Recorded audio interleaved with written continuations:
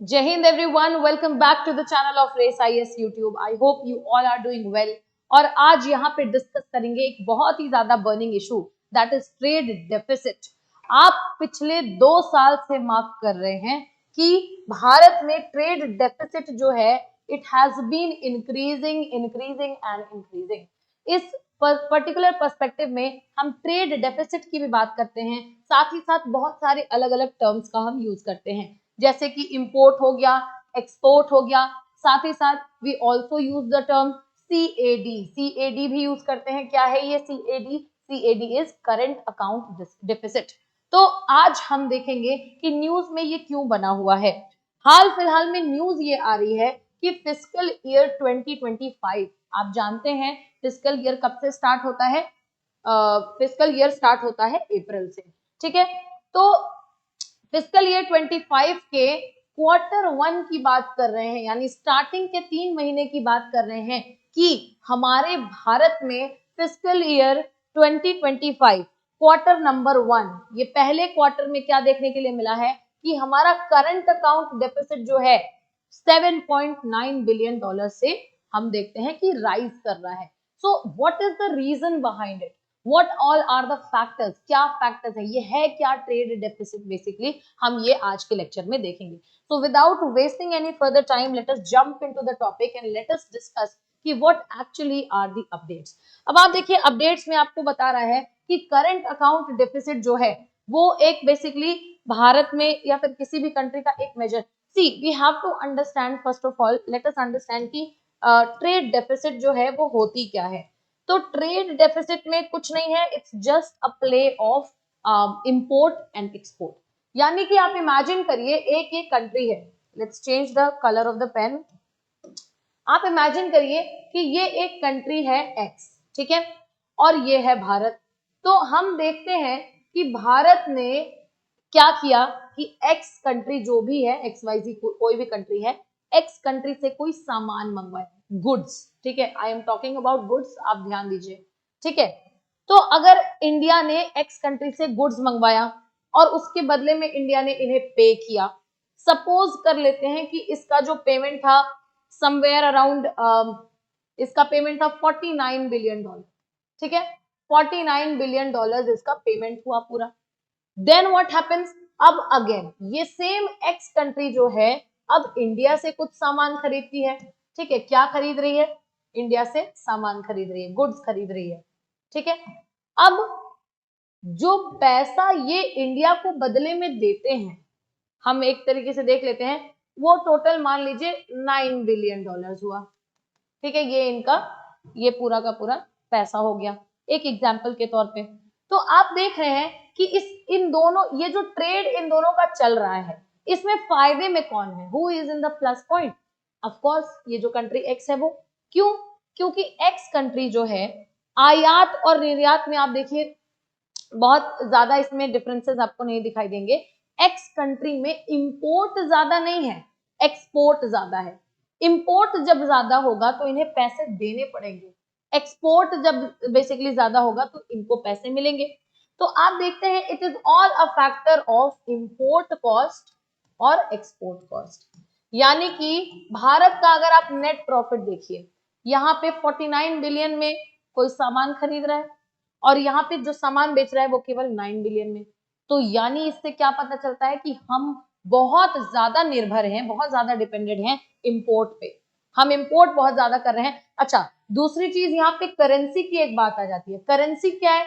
Global level पे हम लोग जो ट्रेड करते हैं वो हम लोग प्रेफर करते हैं डॉलर में ट्रेड करें, क्योंकि डॉलर एक ग्लोबल करेंसी है।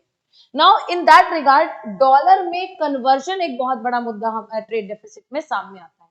ट्रेड डेफिसिट है क्या? यही है ट्रेड डेफिसिट। जब आपका इंपोर्टिंग कॉस्ट आपके एक्सपोर्टिंग कॉस्ट से ज्यादा जब बढ़ जाता है, that becomes your trade deficit.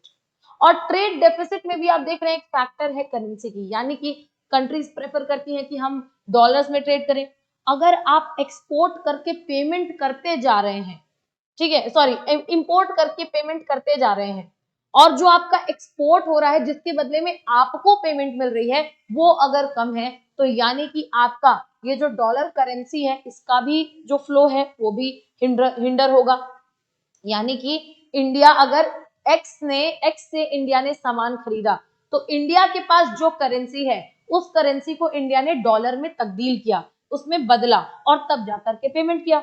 लेकिन जब एक्स ने इंडिया से कोई सामान खरीदा तो एक्स ने इंडिया को जो डॉलर में पेमेंट दिया वो डॉलर, वो मतलब बेसिकली वो करेंसी इतनी ज्यादा सफिशिएंट नहीं है कि इनके इस कन्वर्जन को मीट कर पाए। So this is time and again a very big issue that India is facing right now. तो और दूसरी चीज क्या है, CAD हम बात करते हैं तो ये इसका मतलब है करंट अकाउंट डेफिसिट, यानी कि इन ऑर्डर जो भी विश्व में जो भी व्यापार हो रहा है, किस कंट्री से कितना आपने मुनाफा कमाया, कितना घाटा हुआ, what is the deficit behind your trade, everything is counted by CAD। और इसी CAD के बारे में आज हम चर्चा कर रहे हैं। तो देखते हैं क्या अपडेट्स हैं। आप देख रहे हैं चालू खाता घाटा, करंट अकाउंट डिफिसिट जो है किसी भी कंट्री के ट्रेड में, आप देखिए कि उसके गुड्स सर्विसेज का ट्रेड हो गया, ठीक है। अदरवाइज एक इंपॉर्टेंट इंडिकेटर भी होता है इकोनॉमी के एक्सटर्नल स्ट्रेंथ का। इसके बारे में अपडेट्स हमें क्या आ रही है, अब देखिए यहाँ पे आपके लिए सवाल का एक स्कोप और बन जाता है।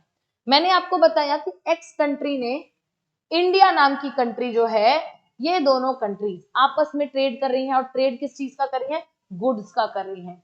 यानी कि स्पेसिफिकली जब हम CAD की बात करते हैं, करंट अकाउंट डेफिसिट की बात करते हैं, तो इसमें कौन से घाटे की हम बात कर रहे हैं। सबसे पहले हम बात करते हैं वो घाटे की जो हमें व्यापार करके आता है, गुड्स एंड सर्विसेज का व्यापार करके आता है, ठीक है। दूसरे नंबर पे हम बात करते हैं फॉरेन इन्वेस्टमेंट्स, यानी कि ऐसा तो है नहीं कि इंडिया इन्वेस्ट इंडिया में ही करेगी, बहुत सारे हमारे फॉरेन प्रोजेक्ट्स चल रहे हैं, कोई बाहर की कंपनी आती है, कोई फॉरेन कंपनी आती है, भारत में सोलर पावर प्रोजेक्ट पे इन्वेस्ट कर देती है, यानी कंट्रीज एक दूसरे के टेरिटरी में भी इन्वेस्ट करती हैं। सपोज कीजिए कि बाहर की कोई कंपनी आकर के इंडिया के सोलर पावर प्रोजेक्ट में इन्वेस्ट करती है और उसका मुनाफा बहुत ज्यादा हो जाता है, वही इंडिया उसकी कंट्री में या किसी और कंट्री में कोई ऐसा प्रोजेक्ट चला रही है तो इंडिया का मुनाफा उतना ज्यादा नहीं होता है। तो ये जो नेट फॉरेन इन्वेस्टमेंट है ये भी आपका CAD के अंदर कैलकुलेट होगा। साथ ही साथ तीसरी सबसे बड़ी चीज है रेमिटांसेस। रेमिटांसेस मतलब फॉरेन में रह रहे जो लोग हैं, हमारे भारतीय लोग हैं, जिनका परिवार यहीं भारत में रह रहा है, वो कमा कमा करके जो है भेज रहे हैं। तो ये जो नेट ट्रांसफर ऑफ इनकम भी है ये भी आपके करंट अकाउंट डेफिसिट के माध्यम से हम देखते हैं। ये तीन कंपोनेंट बन जाते हैं, आप देख रहे हैं। पहला है क्या, trade balance goods and services का, दूसरा है नेट इनकम फ्रॉम अब्रॉड, मैंने आपको बताया नेट फॉरेन इन्वेस्टमेंट, और तीसरा जो है वो है नेट करंट ट्रांसफर। इन तीन चीजों के माध्यम से हम देखते हैं कि बहुत ज्यादा हम कैलकुलेट कर पाते हैं डेफिसिट जो हमारे कंट्री के ट्रेड पर्सपेक्टिव में चल रहा है। नाउ अब की अपडेट्स क्या है, रिजर्व बैंक ऑफ इंडिया ने हाल फिलहाल में डेटा पब्लिश किया और डेटा में इन्होंने बताया क्या कि फिस्कल ईयर 2025 में, ठीक है, I am specifically talking about fiscal year 2025, इसके क्वार्टर नंबर 1 में क्या हुआ है, quarter number 1 April to June, जैसा मैंने आपको बताया CAD करंट अकाउंट डेफिसिट जो है बढ़ गया है 9.7 बिलियन डॉलर, जो कि आपकी GDP का 1.1% है। ये जो है हमें एक इंक्रीमेंट दिखाई देता है। See there are so many various sources जहां से आप ये देखते हैं कि करंट अकाउंट डेफिसिट बढ़ा है, तो कुछ कारणों क्या इसके इंपैक्ट होंगे, what are the causes, what are the impacts. अब आप देखिए ये जो इंक्रीज हुई है, अगर हम लास्ट ईयर की बात करें, लास्ट टाइम की बात करें, तो this was only 8.9 billion dollars, अब ये इंक्रीज होकर के 9.7 बिलियन डॉलर्स हुआ है, ठीक है। This is the key update. अभी आप देख रहे हैं कि अभी इससे पहले वाला कौन सा क्वार्टर चल रहा था, फिस्कल ईयर 24 का लास्ट क्वार्टर चल रहा था, मतलब क्वार्टर नंबर 4 चल रहा था। इसमें हम देखते हैं हमारा एक बेसिकली सरप्लस हमें दिखाई देता है। कहने का मतलब ये है, इस पूरे के पूरे अपडेट के माध्यम से RBI बताती है कि भारत की जो व्यवस्था है ना भाई, डेफिसिट के मामले में चालू खाता जो है घाटा, उसके माध्यम से जो इंडिया की डेफिसिट है, ट्रेड डेफिसिट है, वहां हम बहुत ही ज्यादा क्या देख रहे हैं, इंक्रीमेंट देख रहे हैं, which is not good for the country, ठीक है। तो अब इससे रिलेटेड जो है सारे अपडेट्स आपको दिखाई देंगे। यहाँ पे प्राइमरीली कुछ अगर आंकड़ों की बात की जाए तो बताया जा रहा है कि 65.1 बिलियन था, बिलियन हो गया है फ्रॉम 56.7 बिलियन। अब देखिए, क्योंकि हम ट्रेड डेफिसिट की बात कर रहे हैं, इट्स वेरी इंपॉर्टेंट कि हमें पता हो कि ये जो रोबस्ट इंक्रीज हमें दिखाई दे रहा है, ठीक है, कि जो भी न्यूज में आया है करंट अकाउंट डेफिसिट बढ़ गया है, यही न्यूज है आपकी, दैट्स इट। यहाँ पे मैंने आपको 3 कंपोनेंट्स बताए थे अभी हाल फिलहाल में ही। पहला कंपोनेंट क्या था? गुड्स एंड सर्विसेज, ठीक है। दूसरा कंपोनेंट क्या था आपका? Net foreign investment. और तीसरा क्या था? रेमिटांसेस। तो बताया जा रहा है कि ये ट्रेड डेफिसिट जो बढ़ा है भारत का ना, ये इसकी वजह से नहीं बढ़ा है। नेट फॉरेन इन्वेस्टमेंट हमारा पॉजिटिव है, वो अभी आप इसका आंकड़ा देखेंगे। हमारा इसके रेमिटांसेस की वजह से नहीं बढ़ा है, रेमिटांसेस भी हमारे जो है पॉजिटिव है, लेकिन केवल और केवल गुड्स, यानी कि ये जो आपके ट्रेड ऑफ गुड्स चल रहे हैं ना कंट्रीज के, नॉट इवन सर्विसेज। सर्विसेज में तो हमारी रिसिप्ट बहुत अच्छी रही है, लेकिन गुड्स के जो ट्रेड चल रहे हैं ना पूरे विश्व से भारत के, उसके वजह से हमें ये स्लाइट इंक्रीज जो है वो दिखाई दे रहा है, ठीक है। अब आप वही देख रहे हैं कि ये जो रोबस्ट परफॉर्मेंसेज है, इसके अलावा प्राइवेट ट्रांसफर रिसीट हो गया, इंडियंस एम्प्लॉयड ओवरसीज, अब ये कुछ ऐसी चीजें हैं जो आप देख रहे हैं, जो मैंने आपको ऑलरेडी बताई। गुड्स के मर्चेंडाइज, हाँ उसका एक वर्ड मैं भूल गई, ये जो ट्रेड ऑफ गुड्स की जो मैं बात कर रही हूँ, उसके लिए एक वर्ड होता है मर्चेंडाइज। तो बेसिकली ये करंट अकाउंट डेफिसिट बढ़ा क्यों? मर्चेंडाइज में डेफिसिट देखने की वजह से बढ़ा। अब आप देखिए सर्विसेज की भी अगर बात करें तो 39.7 बिलियन डॉलर्स का सर्विसेज जो है बेसिकली इंडिया ने अर्न किया है। तो सर्विस दिया है और इतना पैसा अर्न किया है, पहले के मुकाबले काफी ज्यादा है, तो सर्विसेज में हमें कोई प्रॉब्लम नहीं है। आप रेमिटांसेस में देखिए, पहले 27 अब 29, हमें कोई प्रॉब्लम नहीं है। This is again time and again on a positive note, ठीक है। अब सबसे इंपॉर्टेंट बात क्या है कि ट्रेड करंट अकाउंट डेफिसिट का इंपैक्ट क्या पड़ने वाला है। तो हमने बात की करेंसी की, कि ग्लोबल लेवल पे ट्रेड क्या होता है, डॉलर्स के रूप में, करेंसी के रूप में होता है। सबसे पहले आपको इंपैक्ट देखने के लिए मिलेगा रूपी की स्टेबिलिटी, यानी कि जैसे जैसे करंट अकाउंट डेफिसिट आपका बढ़ता है, द स्टेबिलिटी ऑफ रूपी इज ऑल्सो डिसमेंटलिंग, यानी कि रूपी की वैल्यू भी बढ़ेगी। आप देखिए कि ₹1 इज नॉट इक्वल्स टू $1। $1 ₹1 के साथ साथ क्यों नहीं है, मतलब ये इन दोनों की वैल्यू इक्वल क्यों नहीं है? Because of CAD, as simple as that. लेकिन आज की डेट में जो आप देखते हैं 83.99 रुपीज कंस्टिट्यूट फॉर $1, इतना ज्यादा जो वैल्यू आपको दिखाई दे रहा है, ये किस बेसिस पे? Basically initially on the basis of trade current account deficit. ये ट्रेड डेफिसिट ही है जो बढ़ रहा है। अब देखिए होता क्या है, एज सिंपल एज दैट, आप ज्यादा से ज्यादा सामान इंपोर्ट कर रहे हैं और आप रुपी को डॉलर में कन्वर्ट करके दे रहे हैं, और जितना आप एक्सपोर्ट करके पैसा ले रहे हैं डॉलर के फॉर्म में, लेने वाला पैसा देने वाले पैसे से कम है, तो उस केस में आपकी करेंसी डिसमेंटल होगी कि नहीं होगी। सेकेंड थिंग, बहुत बड़ी बात यह है, इसका एक और फैक्टर है एफडीआई और FPI. I hope you are aware what is FDI, foreign direct investment, और एफपीआई क्या होता है, foreign portfolio investment. Foreign direct investment जो है इनिशियली, इसमें डिफरेंस यही होता है कि भाई एफडीआई जो है वो गवर्नमेंट के कंट्रोल के अंडर होती है और लॉन्ग टर्म होती है, इट इज लॉन्ग टर्म, ठीक है। ये जो है गवर्नमेंट कंट्रोल के अंदर है और लॉन्ग टर्म के लिए जो इन्वेस्टमेंट होती है वो एफडीआई में आती है, ठीक है। और एफपीआई में शॉर्ट टर्म की ऐसा कोई सच कोई गवर्नमेंट कंट्रोल नहीं है और शॉर्ट टर्म के लिए ये इन्वेस्टमेंट आई।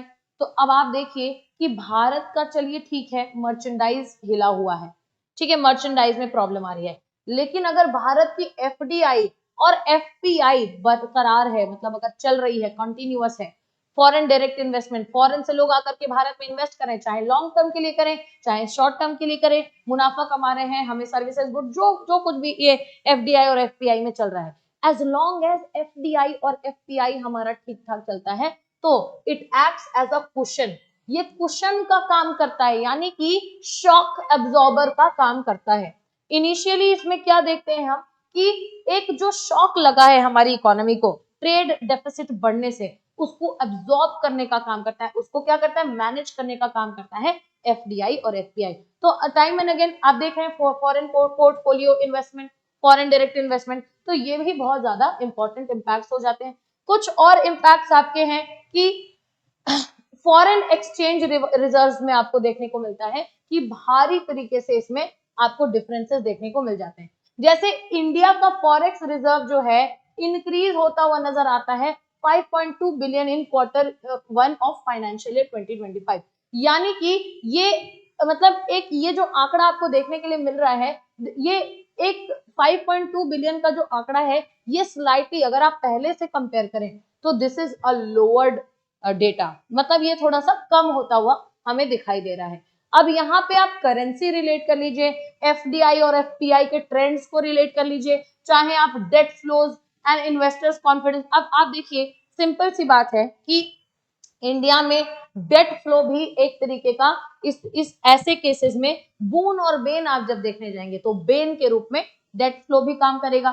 ठीक है, ब्रॉडर इकोनॉमिक इम्प्लीकेशंस, यानी कहने का मतलब ये है कि आरबीआई ने ऐसे सारे इंपैक्ट जो हैं यहाँ पे एड्रेस किए हैं और बताया है कि किस तरीके से India is on a verge of extending trade deficit, extending current account deficit. Not only this, but आप एक और चीज यहाँ पे ये भी देखते हैं कि जो भी इंडेक्सेस है, जैसे कि सीएडी को स्टेबलाइज करने के लिए, ट्रेड डेफिसिट ज्यादा इंक्रीज हो रहा है, उसको स्टेबलाइज करने के लिए हमारे पास जो भी मेथड्स हैं, we are trying our best. लेकिन मेन हम देखते हैं कि जो हमारे 3 कंपोनेंट्स थे उसमें सबसे ज्यादा हमें मर्चेंडाइज की वजह से देखने को मिलता है कि करंट अकाउंट डेफिसिट बढ़ रहा है, और उसके पीछे ये सारे जो आपके इंपैक्ट्स हैं जो ऑलरेडी हम लोगों ने डिस्कस कर लिया है। तो ये एक बहुत ही बड़ा राइजिंग मुद्दा है। यहाँ पे इंपॉर्टेंट ये हो जाता है कि आगे न्यूज़पेपर और बाकी सारे आर्टिकल्स में जिस तरीके से ये सारी चीजें कवर कराई जाएंगी, उसके लिए आपका बेसिक नॉलेज होना बहुत ज्यादा इंपॉर्टेंट था, that we have already important. Thank you so much for watching the video. मिलते हैं नेक्स्ट वीडियो में कुछ और ऐसी इंफॉर्मेशन के साथ। Thank you so much and जय हिंद।